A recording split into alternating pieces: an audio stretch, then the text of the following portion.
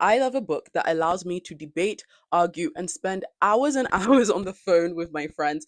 And these three books have invited and sparked the most interesting conversations I've had this year so far. We have Arrangements in Blue by Amy Kean. Kean's gonna come at me because I'm not gonna flip the video. And this is a story or more autobiographical diary like entry, considering, questioning, and probing different aspects of romantic love in her life. As somebody who hasn't been in a relationship for over 25 to 30 years, and desperately wants to experience that feeling of romantic love that she sees so much around her, this is an almost intimate and intrusive exploration of that fact. It looks at different aspects of herself, society, her relationships with men and her relationships with other people, and how they consider and view her as less than or more than or whatever in between because she's not in a romantic relationship. The next one is probably the nonfiction book that I go on and on about the most, which is Neil Postman's Amusing Ourselves to Death.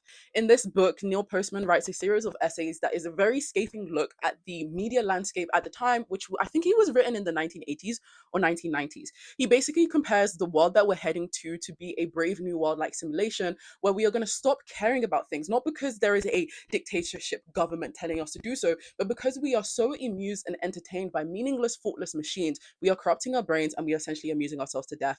And I think it's more salient and powerful than ever, this kind of story. And if I could give recommended reading to everybody in the world, it'd be this one. We have the first fiction book in this lineup, which is The Last Murder at the End of the World by Stuart Turton. If you're going to tell me who do you think is running the world of whodunit and mystery novels for me right now, it is absolutely Stuart Turton. Stuart Turton always takes the genre, flips it on his head in the most interesting way. And essentially in this story, we live in a world where there's basically AI implanted in all of the humans in this world. So therefore, they're unable to commit crimes. They're unable to, action negative thoughts. It's really rare. However, when somebody washes up on the island, it allows us to probe and consider, number one, the nature of AI controlling things. Number two, what makes somebody human, what doesn't make someone human, as we see our main character rush to solve the mystery before the end of the world. It is so enthralling. It will have you on the edge of your seat, but also it makes you very much question different aspects of humanity. And I had so many different conversations. If we had AI in our head and somebody controlling or preventing us from doing certain actions, are we good people or are we not good people? I don't know. Very interesting philosophical debates.